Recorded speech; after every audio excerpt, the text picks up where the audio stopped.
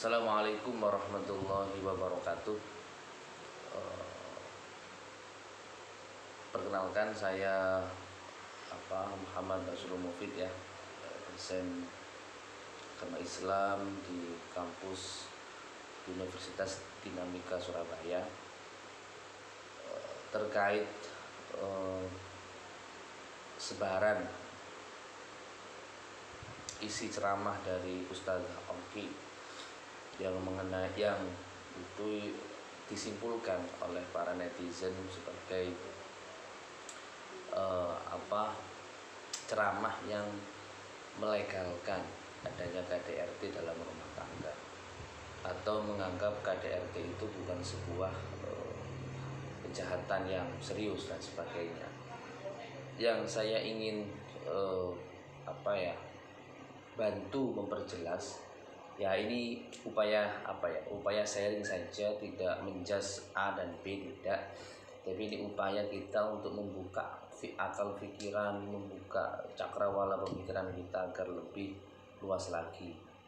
Masalah nanti tidak setuju dengan argumen dari saya, itu hak para netizen, tapi ini sebagai ajang kita diskusi, tidak menghakimi A dan B, tidak.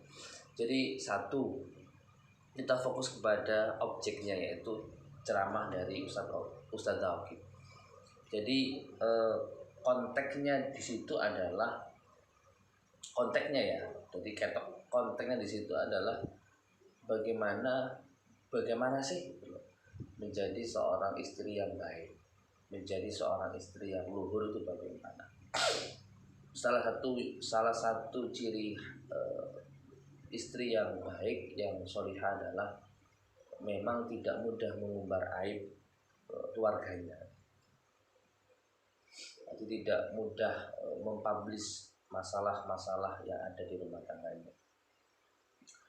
Nah, meskipun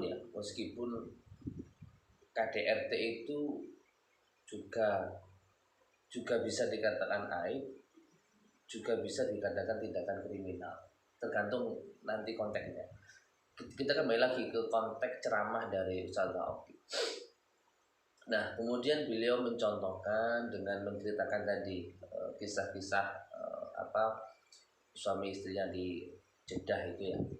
Nah, maksud dari cerita itu adalah begini, bahwa seorang wanita ketika itu berkonflik dengan suami atau berkonflik di dalam rumah tangga itu, maka kalau bisa diselesaikan dulu. Diselesaikan dulu tanpa ada pihak ketiga, yang dimediasi secara internal. Itu ya. Jadi tidak. Nah, kemudian kan ketika Ustaz Oki selesai bercerita, dia kan mengatakan seorang wanita itu jangan terburu-buru mempublish atau menambah-nambah masalah. Yang misalkan hanya dicubit kemudian dipublish di luar, itu dipukul dan sebagainya. Jadi konteksnya di situ adalah kalau kita menjadi istri yang baik, saat ada masalah dengan suami, entah itu masalah baik itu masalah keuangan, masalah sarapan dan sebagainya, itu diselesaikan dulu. Satu gini, maksudnya dari cerita itu saya bisa mengambil kesimpulan bahwa satu, janganlah wanita itu langsung ketika ada masalah langsung curhat, ketika ada masalah langsung publish ke medsos atau ke orang tua. Jadi diamkan dulu keinginan kita untuk men-share masalah pribadi atau masalah internal kita di luar. Kita selesaikan dulu di dalam. Itu saat masih ada rasa cinta antar suami itu, saya yakin akan dingin-dingin saja. Jadi selama ada rasa cinta, ada rasa kepercayaan, ada rasa saling mengasihi, ada rasa saya suami, saya istri, itu pasti akan selesai. Gitu ya. Jadi itu. Oleh karena itu kan di kisah itu kan si istri meskipun dipukul suami, dia tidak menceritakan kalau dia dipukul. Ya, karena dia beranggapan saya bisa menyelesaikannya sendiri. tanpa harus terburu-buru melapor ke ABI. Jadi kontennya seperti itu. Jadi ini menggambarkan keteguhan, keluhuran seorang istri. Konteksnya di situ. Jadi bukan melegalkan KDRT, enggak, gitu ya. Jadi dari kisah itu saya bisa mengambil kesimpulan bahwa tadi ya, salah satu ciri wanita yang luhur adalah tidak terburu-buru ya mengumbar masalahnya ya kepada media atau kepada orang lain, meskipun itu kepada orang tuanya. Satu. Yang kedua, dalam konteks apa suami itu mukul istri? Kan gitu. Jadi ya harus kita lihat dong. Kita nggak bisa langsung dari kisah itu, kemudian dari penjelasan Mbak Oki langsung kita simpulkan bahwa salah suami mukul. Kalau mukul memang siapapun yang mukul ya salah yang mukul itu memang, meskipun dia entah itu guru, entah itu kiai, entah itu apa, ketika mukul ya sudah pasti salah gitu loh, meskipun saja ini benar saat ya. Jadi kita lihat konteksnya. Jadi gini, kita kembali konteksnya apa atau dalam rangka apa si suami ini memukul istrinya. Satu, apakah itu gara-gara salah paham? Dua, apakah memang ada pihak ketiga? Gitu. Ketiga, apakah masalah lain, masalah ekonomi, pekerjaan dan sebagainya? Ya kan? Terus berikutnya, siapa yang memulai memercikkan api di situ? Kok sampai suami memukul istri? Misalnya seperti itu. Kan kita belum tahu kisah itu lengkapnya. Kenapa sampai mukul si istri? Kan gitu. Jadi kita itu lebih fokus kepada pukulannya, tidak fokus, tidak berusaha meneliti atau menelisik latar belakangnya kenapa kok terjadi proses pukul memukul, atau proses ya bisa disebut KDRT lah kalau bahasa sekarang. Andai kata suami itu terpaksa memukul, mungkin satu karena emosi, amarah, sehingga lepas kontrol, ya kan? Ya kan? Nah, padahal sehari-harinya itu si suami nggak pernah mukul, ya. Awal nikah sampai punya anak baru mukul itu tadi. Artinya ini kan bukan kebiasaan suami. Artinya ini ada sebab mengapa tangan ini sampai mukul pipi si istri. Nah, sebab apa dia bisa apa yang menyebabkan dia meluapkan amarah sampai fisik yang ia gerakkan? Apakah si istri saat itu ngomongnya nggak enak? Mungkin kan gitu. Apakah saat itu istri menuduh, atau saat itu istri salah paham, atau saat itu istri yang intinya yang menyebabkan si suami amarah. Jadi kayaknya nggak mungkin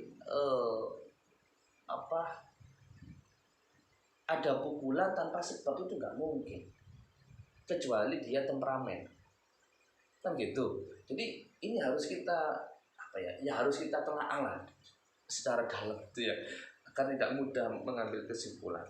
Jadi itu. Jadi misalkan si suami itu nggak pernah sama sekali mukul. Misalkan ya, ini tipe pertama. Misalkan si suami itu nggak pernah memukul. Dia terpaksa memukul itu, misalkan baru pulang kerja. Ya, misalkan baru pulang kerja, istri misalkan menuduh yang enggak. Misalkan istri itu dari dapat kabar dari pihak ketiga keempat bahwa ini padahal enggak. Si suami ini baru pulang kerja, momennya enggak tepat kalau ngomong yang tadi berita-berita tadi, langsung menjas suaminya gini. Kalau seperti itu kemudian dia meluapkan emosi kemudian nggak terkontrol sampai mukul, ya itu emang ada penyebab, gitu. Ada penyebab. Jadi harusnya ya, entah itu nanti jamaah atau Mbak Oki itu menjelaskan mengapa si suami di kisah itu sampai mukul istrinya, kan gitu. Jadi tipe pertama tadi, suami itu pulang kerja kemudian dapat omongan gak enak dari istri, yo secara logika yo wajar lah sampai meluapkan emosi dengan fisik. Ya mohon, orang yang namanya emosi kemudian dituduh padahal dia tidak, itu jelas pasti emosi. Kita sebagai manusia biasa pasti seperti itu, sulit untuk mengontrol ya. Apalagi kita berwatak keras misalkan, dituduh oleh istri kita sendiri padahal kita tidak. Ini kan ya sakit hati muncak-muncak, apalagi dijelaskan si istri ngotot lebih percaya berita-berita dari luar dibanding suaminya, kan gitu ya, sehingga tambah muncak ya. Itu yang kedua. Misalkan dibalik, yang gini, pakai bahasa rata, jadi yang salah itu istri. Jadi adanya gerakan pukulan itu ada sebab lain, yaitu misal istri tidak mau masak, dua tidak mau merawat anak di rumah saat suami kerja, tidak mengurus pekerjaan rumah, misalkan HP-an terus, misalkan shopping terus, menghabiskan uang dan menghabiskan uang untuk arisan lah, untuk happy lah. Jadi artinya sehingga saat suami datang, misalkan rumah berantakan, anak nggak keurus, nggak masak juga, kemudian si suami menasihati, tapi istri mentahkan, mentahno kalau bahasa Jawanya. Berarti istri itu gak gubris nasihat masukan dari suami. Apakah salah nanti suami itu emosi, nggak terima, merasa dia sebagai imam itu tidak dihargai, baru dia dipukul? Menurut saya pukulan itu bukan karena suami itu menganggap istri itu musuh, tidak. Ini sebagai pelajaran bahwa kon itu salah, posisimu istri gak seharusnya seperti itu pada suami, kan gitu. Ini kan sebelum ada undang-undang kekerasan, guru-guru zaman dulu yang waktu kita nggak ngerjain PR, kita rame di kelas, itu kan guru akan langsung ngomong jangan rame satu. Tapi kok kita rame terus atau kita nggak gubris peringatan itu, ya sudah, entah sepatu entah buku itu melayang ke kepala kita.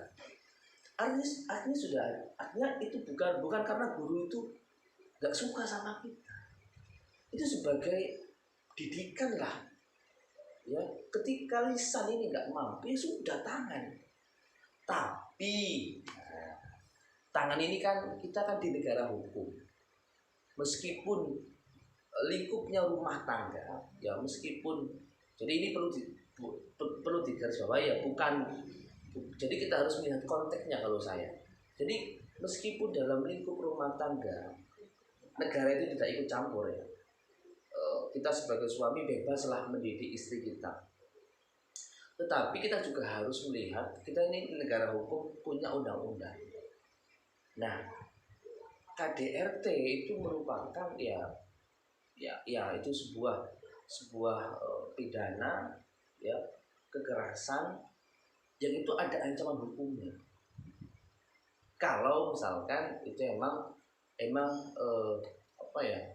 sengaja, kemudian berkali-kali dan sebagainya, dan itu berulang-ulang, tidak ada rasa evaluasi dalam diri pelaku ini dan sebagainya. Jadi maksud saya gini loh, ketika konteksnya ya, ini kita bicara konteks, bukan fokus kepada pukul-mukul ya, kita bicara konteks. Meskipun pukul-mukul emang nggak dibenarkan, cuma kan gini loh teman-teman, saat kita menjadi suami atau pribadi suami A dan B itu kan beda-beda.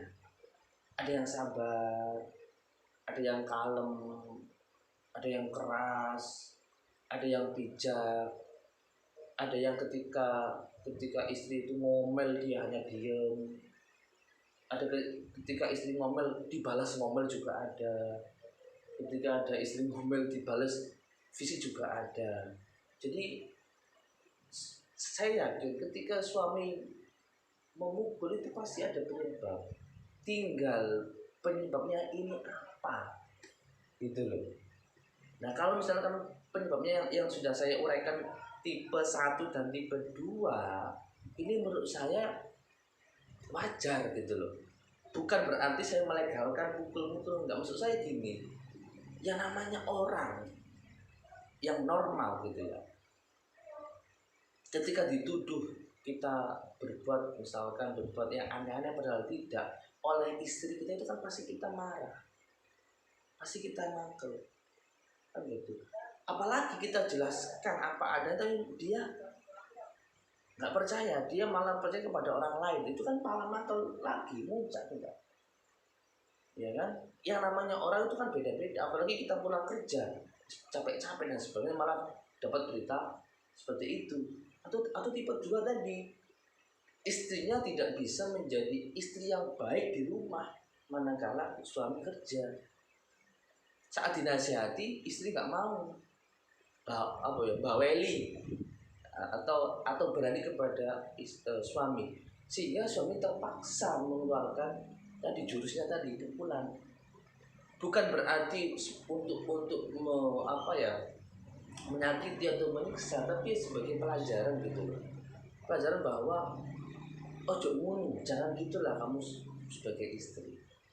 Nah, tapi tipe 3 misalkan emang si suami itu temperamen ya, ketika ada masalah kecil mukul tangan, ketika ada masalah sepele mukul tangan, ketika istri dipanggil tapi nggak segera datang dipukul, main tangan, ketika misalkan si suami minta kopi teh nggak segera dikirim atau nggak segera dibikin, istri dipukul. Nah ini baru bisa dilaporkan. Kenapa? Karena satu berulang-ulang dan nggak ada unsur, nggak ada usaha mengevaluasi diri itu loh. Yang ketiga itu menjadi kebiasaan karakter, ini baru pas dilaporkan. Nah, kalau saya loh ya meskipun itu hak dari istri sebagai hak dari individu masing-masing, silakan. Cuma kalau tipe 1, 2 tadi, saya kira nggak bijak lah ketika istri itu melaporkan si suami. Ini kita bicara tadi loh, tipe 1 dan tipe 2, bukan tipe 3 ya. Jadi biar nanti nggak salah paham dengan saya ya. Jadi ketika misalkan meskipun istri itu sebagai korban di situ ya, karena dia dipukul, tapi kronologi mengapa dia dipukul ini kan perlu diungkap.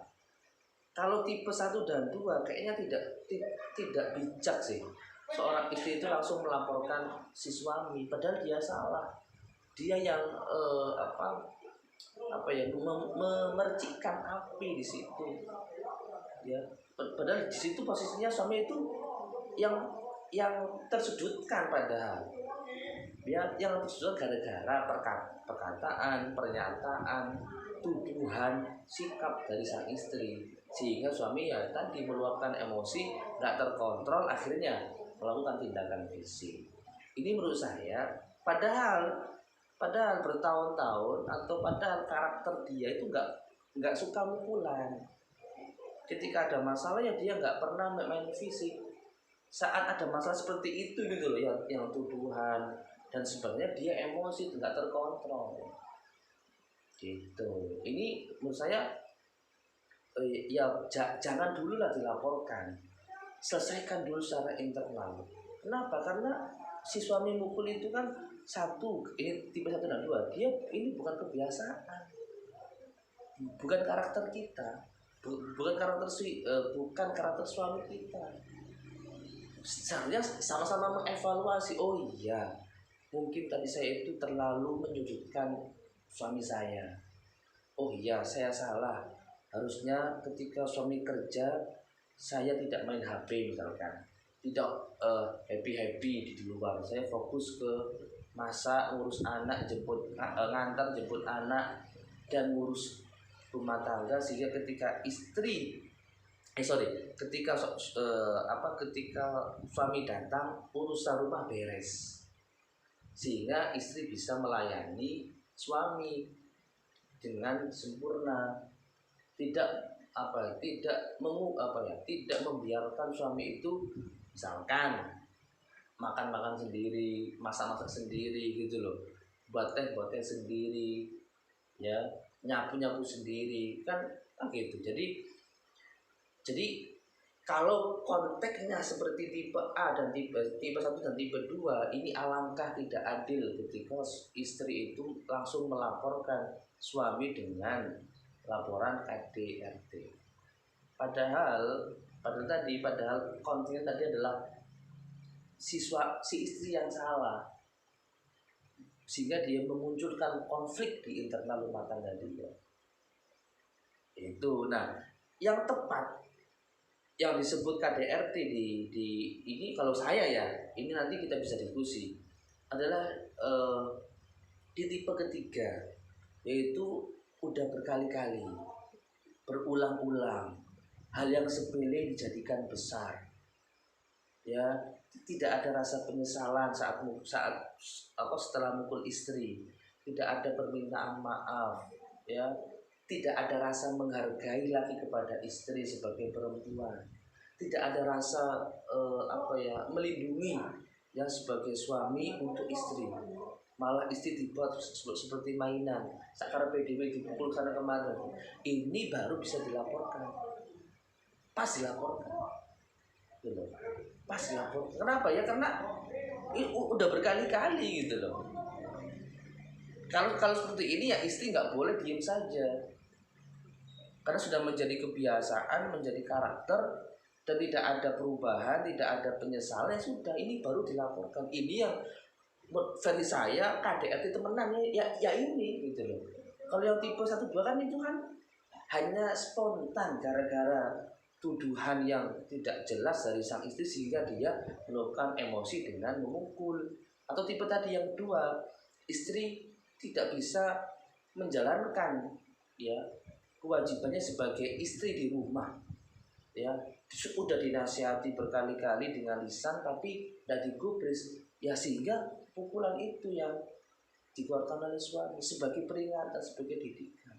Meskipun antar suami itu beda-beda metode dalam mendidik istri, yang katakanlah yang sulitlah diatur seperti itu. Kalau saya ya itu, ya, karena saya yakin tipe 1 dan 2 ini masih punya rasa cinta, masih punya rasa kasih. Ini kan cuma gara-gara emosi, ya, yang meluap-luap sehingga nggak terkontrol, dan dia mukul itu cuma sekali itu, gitu loh.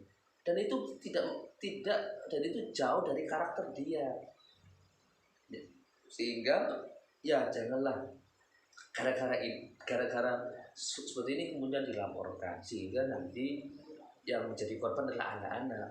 Padahal si suami ini sebenarnya baik gitu, baik dan bertanggung jawab dan bekerja keras. Ini kan kasih nanti anak-anak ketika misalkan dilaporkan dan diproses hukum, kan kasih anak-anak.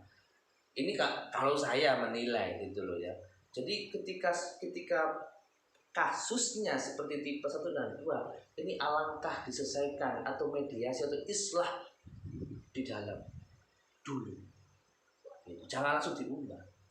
Kalau yang tipe 3 tadi, kalau wajib dilaporkan karena sudah menjadi kebiasaan dan berulang-ulang. Yang keempat, tipe keempat, gitu ya, tipe keempat, suami nggak kerja atau kerja tapi nggak temenan, gitu ya, dan menyuruh istrinya kerja, sama anak tidak respect, ya, rusak karep lah, terserah kamu, dan tidak pernah bantu istri untuk bagaimana yang nggak bisa diajak kerjasama lah untuk merawat anak, mendidik anak, membantu urusan rumah tangga dan sebagainya lah, ya ya intinya dia itu happy-happynya si suami ini jauh dari karakter tanggung jawab sebagai seorang suami dan seorang bapak. Saat dinasihati oleh istri itu marah-marah, mukul. Nah, seperti ini boleh dilaporkan. Kenapa? Karena satu sisi dia sebagai suami sudah tidak mencerminkan imam dan juga tidak mencerminkan seorang ayah. Dan ketika diberi nasihat oleh istri yang diberi nasihat baik-baik, dia malah menganiaya istri. Ini boleh dilaporkan. Jadi itu. Tapi kalau yang tipe 1 dan 2 ini, kalau saya ya kasihan lah. Ya, wong itu nggak sengaja. Itu kan karena emosi dan sebagainya. Kalau tipe 3 dan 4 ini laporkan. Kenapa? Karena ini jauh dari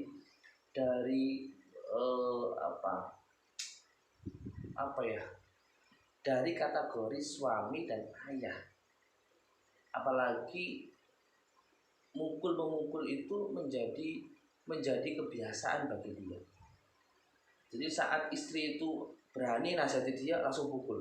Nah ini kalau saya pas untuk dilaporkan. Gitu ya para teman-teman. Jadi kalau saya tadi lihat konteksnya di situ, yang ini kita kembali lagi ke Ustazah Oki ya. Jadi konteksnya di situ, kita bicara konteks. Kita nggak boleh langsung menggarisbawahi KDRT itu diperbolehkan, tidak. Saya yakin Mbak Oki itu tidak ada maksud mengatakan KDRT itu diperbolehkan, nggak ada. Ini kan tafsiran para netizen ya. Jadi yang saya tangkap adalah satu, konteksnya di ceramah itu adalah bagaimana menjadi istri yang solihah, yang luhur, ya, yang teguh, ya, yang mampu menyelesaikan urusan rumah tangganya secara internal, tidak mengumbar aib atau tidak mengumbar masalah atau tidak melebih-lebihkan masalah rumah tangga di luar. Kecuali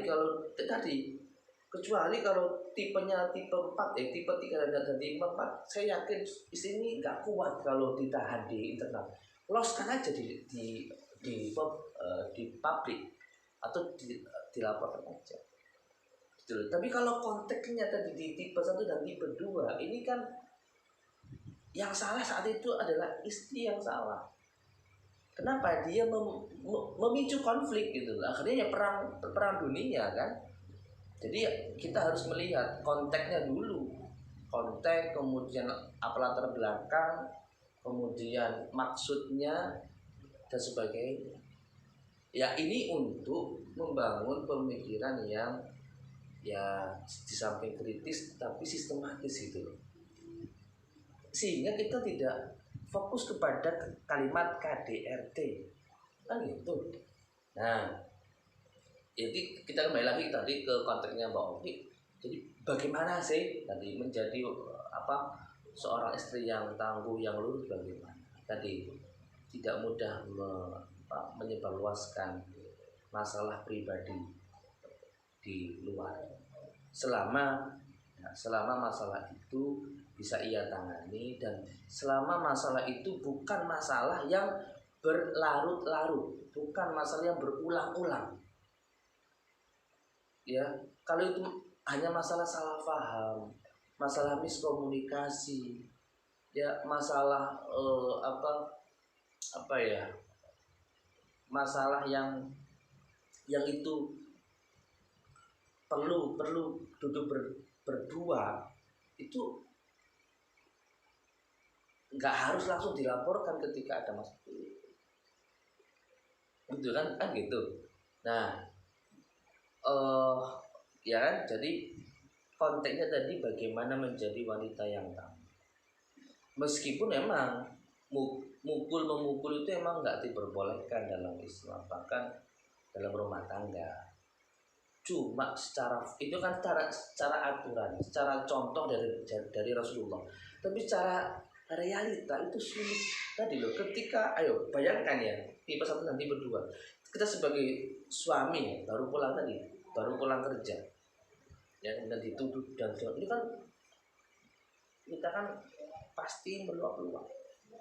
Itu. Nah, kemudian tadi Mbak Oki mengatakan bahwa ketika ada problem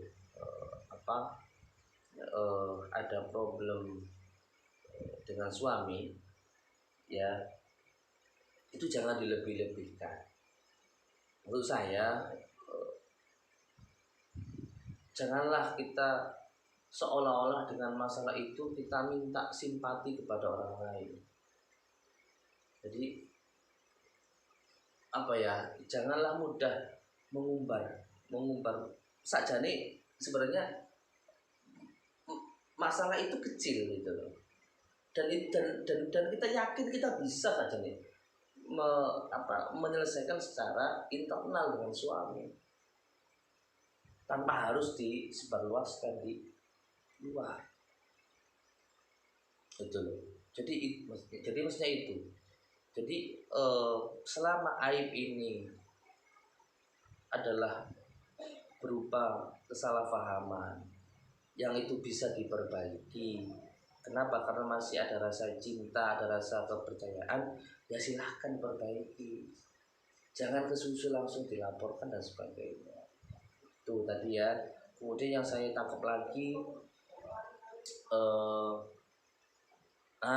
gini, sikap seorang suami itu kan kadang-kala ada yang lembut, ada yang biasa, ada yang datar gitu, ada yang keras. Nah, yang saya maksud tadi gini loh, ketika si suami itu misalkan mukul ini ya, padahal itu maksud suami adalah menegur istri. Kenapa? Karena sebelumnya sudah dinasehati pakai lisan, pakai dalil misalnya itu, tapi si angel gitu loh, dipukul. Nah, memukul ini itu jangan langsung dijas itu KDRT, langsung dilaporkan ke RT atau ke polisi. Ini lagi-lagi kan bicara konteks, sama dengan anak itu loh.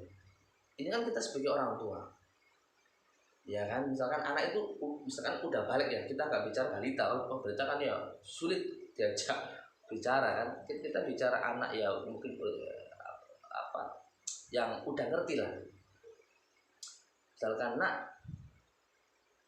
PR-mu kerjakan, jangan main HP. Nggak direspon.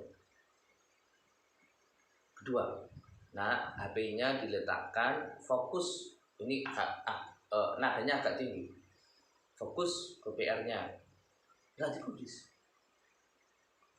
Ketiga, taruh HP-nya, fokus ke PR-nya, nggak digubris. Apa yang dilakukan orang tua? Ya kan? Loh Pak, ya dirangkul, dipeluk, dinasihati, dibisiki dengan halus. Iya, sakjane itu yang apik itu, yang bagus itu. Tapi namanya orang tua manusia, ketika sudah diberi nasihat 1, 2, 3 kok nggak tidak direspon itu langsung wes. Entah itu meja atau apa, digebrak aja, ayo gitu. Ya kan? Jadi susah gitu. Kadang-kala emang ada yang pakai pendekatan humanistik, ya, ada langsung frontal gitu loh. Nah, kenapa? Karena kita bukan nabi.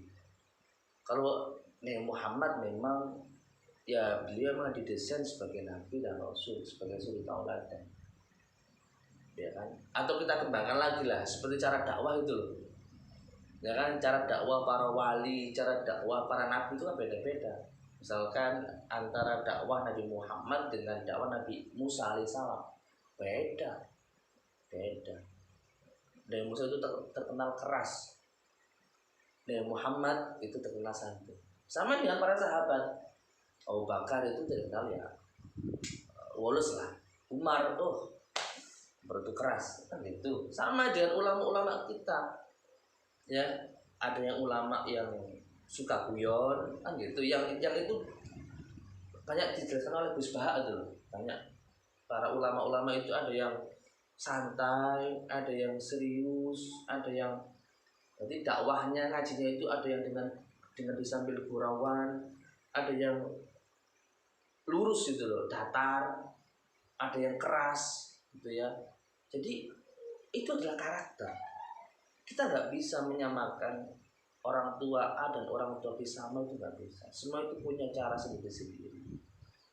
Ya, tapi tadi loh, bukan kok berarti memukul itu dibenarkan, tidak. Tapi memukul ini ada maksudnya. Kenapa sih orang tua itu sampai mukul anaknya? Oh, dipanggil itu nggak nyaut lah ya, atau dipanggil itu nggak segera menemui orang tua, atau saat dinasihati tidak direspon, atau saat diberitahu dinasihati diingatkan dia malah malah berani. Nah ini kan perlu ditegesi, itu perlu, karena dia nggak kurang ajar. Yang salah itu dikit-dikit mukul. Nah, dikit-dikit mukul, nggak ada hujan, nggak ada api, langsung mukul lah, ini baru masalah, perlu dilaporkan. Kenapa? Karena sudah menjadi kebiasaan, ya kan gitu. Sama tadi dengan suami, dengan istri. Kenapa si suami sampai mukul itu, kenapa? Ini kan belum dijelaskan di situ. Ya, netizen kan langsung buru-buru langsung menafsirkan KDRT berarti boleh kan gitu. Padahal ya tidak. Kalau saya tadi tangkap kisah tadi itu adalah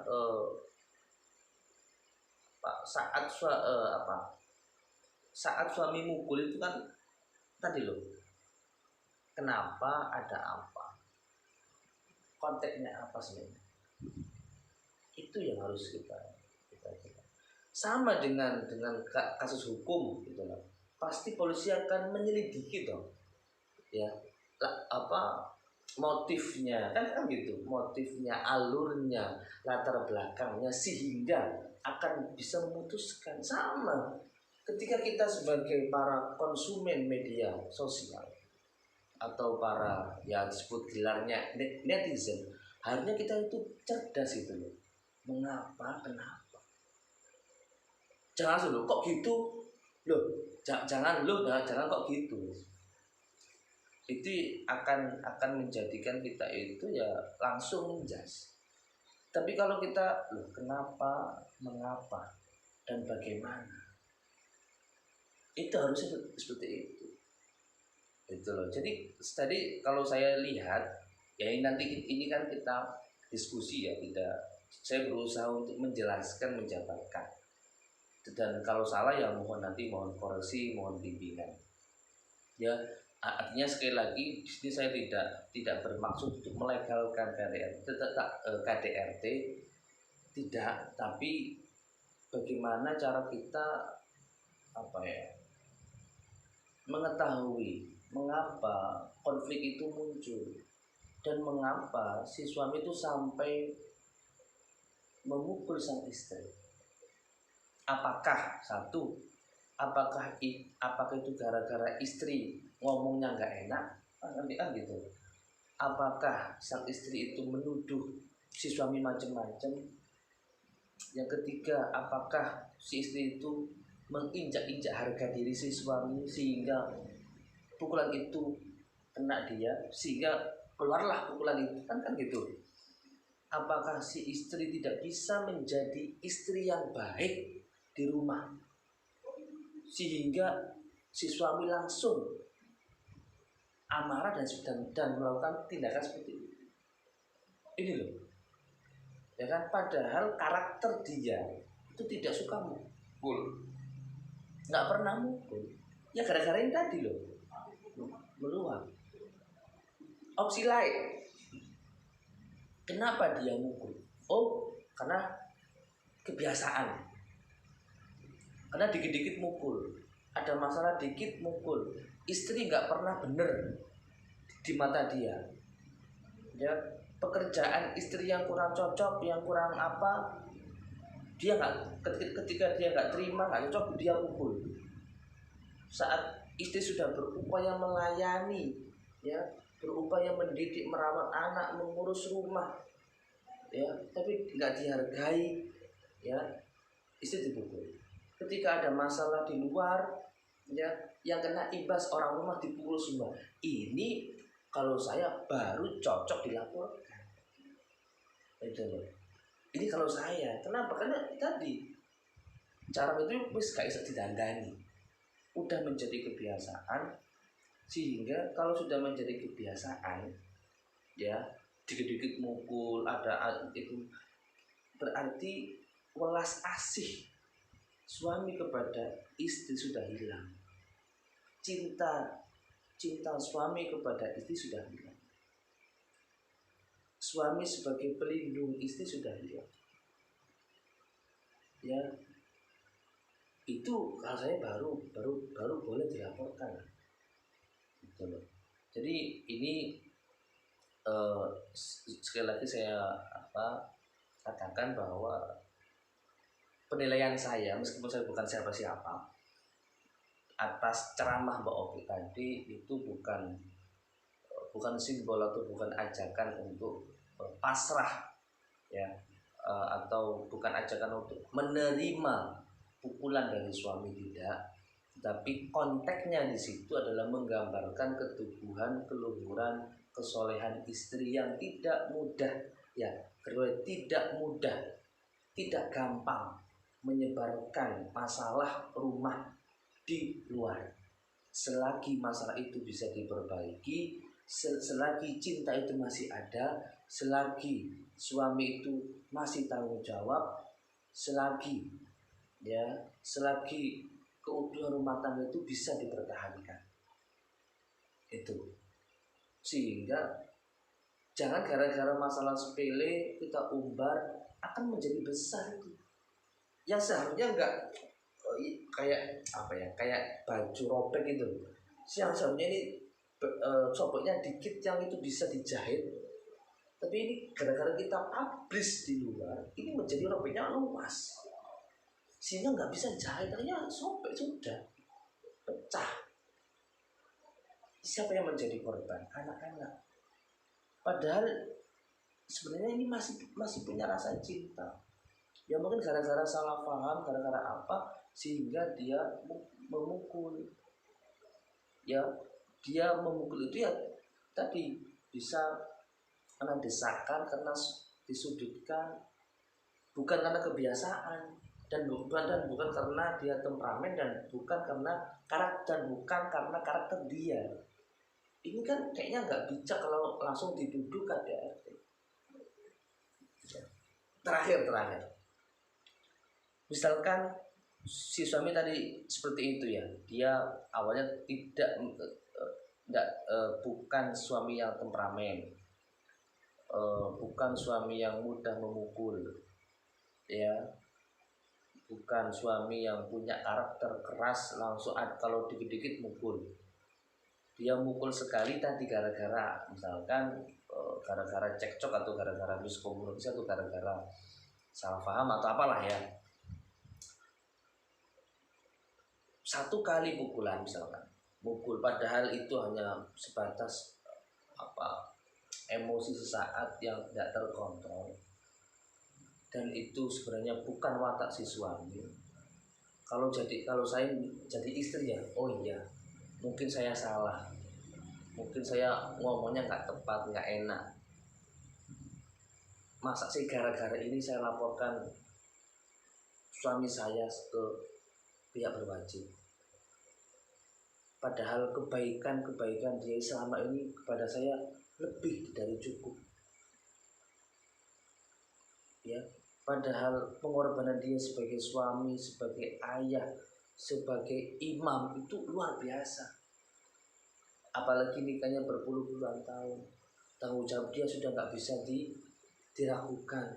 Masa gara-gara masalah dia mukul gara-gara saya salah ngomong, saya laporkan, kan rasanya nggak bijak gitu loh.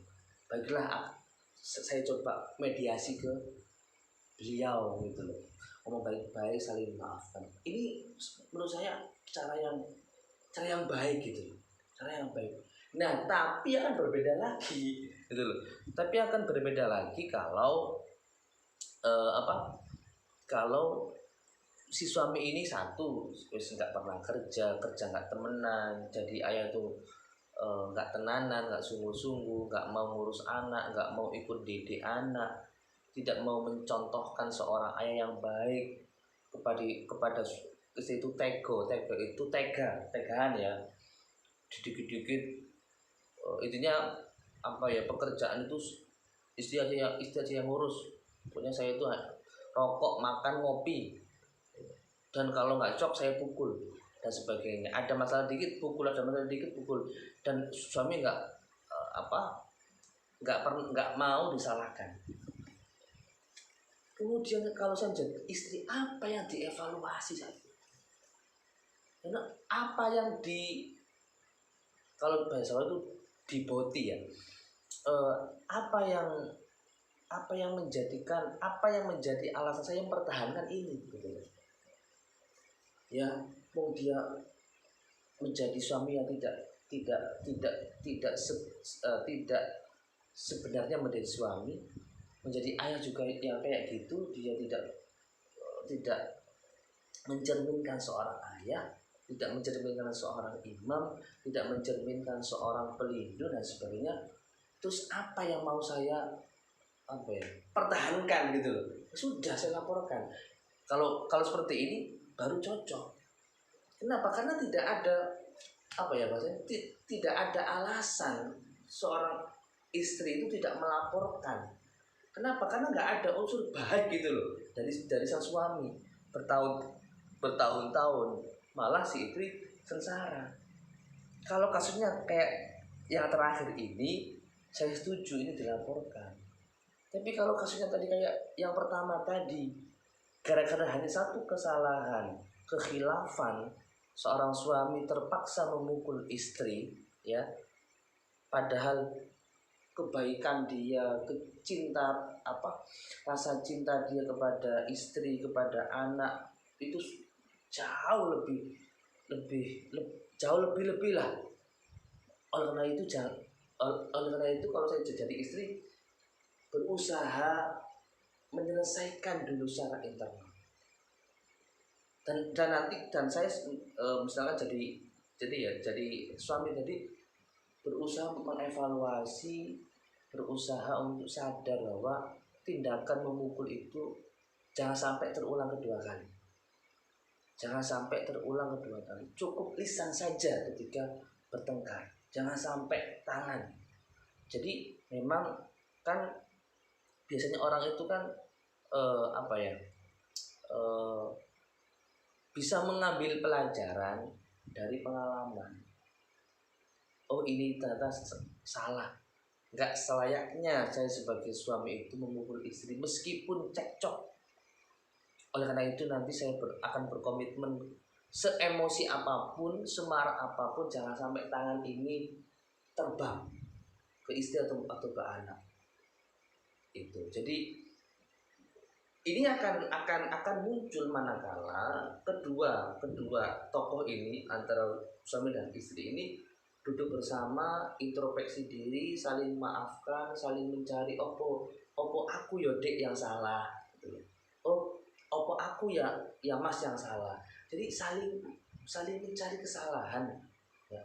Saling mencari kesalahannya masing-masing, kemudian sama-sama mencari solusi. Oh ya sudah, nanti kalau misalkan ada apa-apa lagi, ada masalah lagi, kita berusaha jangan sampai main fisik, kan gitu. Nah, solusinya saat konflik, ya jangan sampai dua tokoh ini jadi api semua. Ini adalah emang nggak mudah, tapi ini adalah sebagai pendidikan keluarga ya. Ketika ada masalah, entah masalah A atau B atau C ya, si suami marah-marah, maka istri jangan sampai bawelin, diem. Kenapa? Agar amarahnya ini tidak memuncak. Sama dengan saat istri ini marah-marah, si suami diem. Ya ini emang susah itu. Tapi ini adalah sebagai pendidikan keluarga agar letupan gunung di rumah tangga itu tidak besar. Gitu loh. Kalau dua-duanya jadi api, susah. Itu siapa yang madamkan? Bisa-bisa anak ini kebakar. Padahal anak itu tidak berdosa loh, nggak ikut-ikutan. Tapi kalau yang satu jadi air, ini bisa memadamkan. Ini sehingga itu yang namanya pasangan, saling melengkapi. Kalau jadi api semua itu bukan pasangan menurut saya. Jadi fungsi kita sebagai suami dan sebagai istri, selain hubungan suami istri itu juga sebagai pelengkap, sebagai pasangan. Ketika si suami itu jadi api, marah, si istri ini harus jadi air. Harus jadi air. Jadi air itu jangan salah pahami, diem saja terus pasrah ditapuk, jangan seperti itu, enggak. Jadi air itu artinya satu emang diem. Kedua, kalau cara itu dipeluk sama itu, dipeluk, dilus-lus, ya ingat ya, kan gitu, ya istighfar, dipeluk, pasti amarahnya itu akan turun.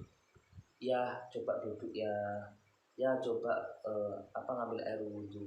Gitarnya bukan semata-mata jadi air itu diem, tapi menyejukkan, mendinginkan, menyirami gitu loh. Ya itu nanti bisa bertukar peran. Saat suami jadi api, istri jadi air. Air itu bukan kok menggenang diem saja, pasrah ditapui biar menang, tidak seperti itu. Tapi air itu juga diam, tapi menyirami, menyejukkan. Menyejukkan. Ya tadi dengan apa? Dipeluk sang suami. Ya pundaknya atau bahunya ya sabar, ya ingat anak, kan gitu. Ingat janji kita, kan gitu toh. Nah, kebalikannya saat istri yang marah-marah, ya kan, yang jadi api, si suami jadi air, ya jangan diem saja. Ya juga dipeluk, bu sabar, kan gitu. Ingat janji kita, kan gitu. Istighfar, ambil air wudhu, duduk dulu, minum dulu, kan gitu.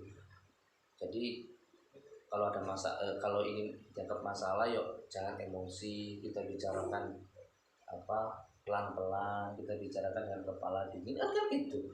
Saya yakin kalau seperti ini itu nggak ada KDRT, nggak ada perceraian, tidak ada konflik yang berkepanjangan.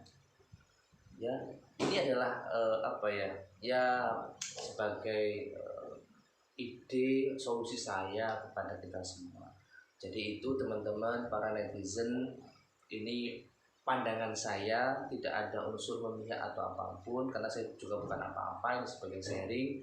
Nanti kalau misalkan saya ada kata atau ada perkataan yang salah, saya siap diarahkan, dikoreksi, dievaluasi, karena ini bukan ajang untuk mencari apa, tapi enggak, ini ajang diskusi.